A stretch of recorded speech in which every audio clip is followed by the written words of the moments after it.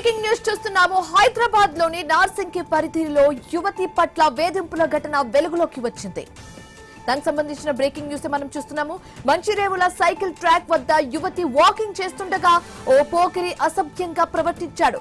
హైదరాబాద్ లో మహిళలకు రక్షణ లేదంటూ యువతి ఆవేదన వ్యక్తం చేస్తూ ఒక వీడియో పోస్ట్ చేసింది.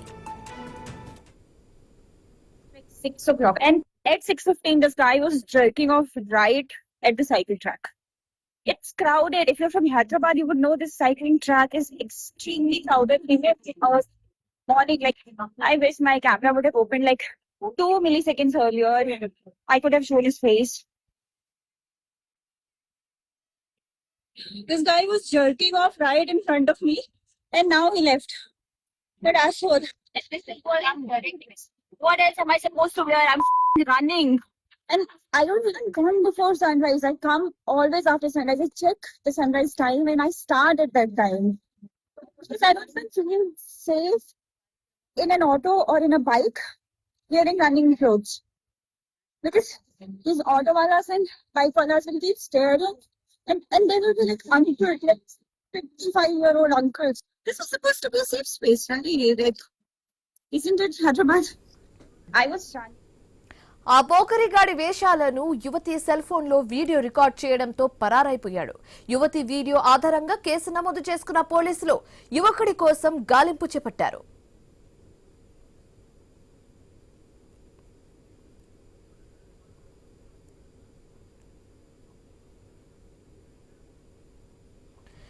హైదరాబాద్ లోని నార్సింగి పరిధిలో యువతి పట్ల వేధింపుల ఘటన వెలుగులోకి వచ్చింది. మంచిరేవుల సైకిల్ ట్రాక్ వద్ద యువతి వాకింగ్ చేస్తుండగా ఓ పోకరి అసభ్యంగా ప్రవర్తించాడు. ఇదే అంశానికి సంబంధించి మరింత తాజా సమాచారం మా కరెస్పాండెంట్ రత్నకుమార్ ఫోన్ ద్వారా అందిస్తారు. రత్నకుమార్, చూడొచ్చు మనం ఆ వీడియోలో మహిళ క్లియర్ గా చెప్తుంది. మహిళలకు హైదరాబాద్ లో రక్షణ లేదంటూ యువతి క్లియర్ గా చెప్తున్నట్లుగా మనం చూస్తున్నాము. సో కంప్లైంట్ నమోదైనట్లుగా తెలుస్తుంది. పోలీసు ఏం చెప్తున్నారు? పూర్తి డీటెయిల్స్ ఏంటి? శివాని, నార్సింగిలో యువతి పట్ల ఓ యువకుడు అసభ్యంగా ప్రవర్తించినటువంటి ఘటన తాజాగా వెలుగులోకి వచ్చింది. మంచిరేవులలో సైకిల్ ట్రాక్ ఉంటుంది.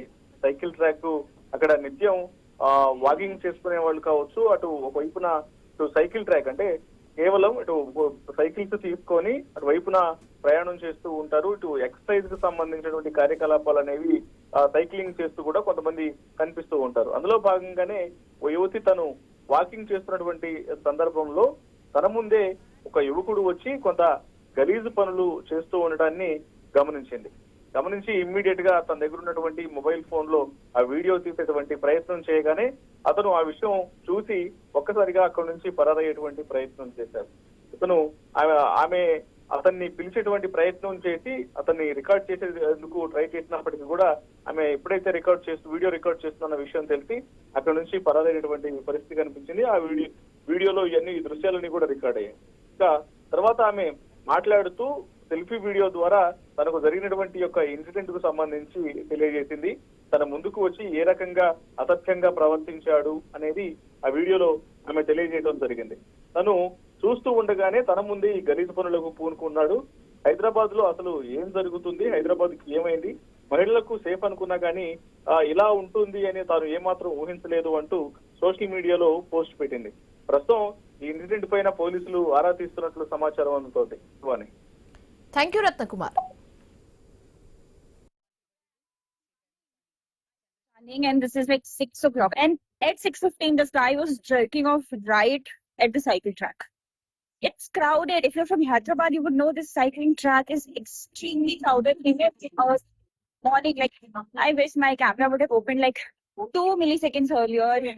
I could have shown his face.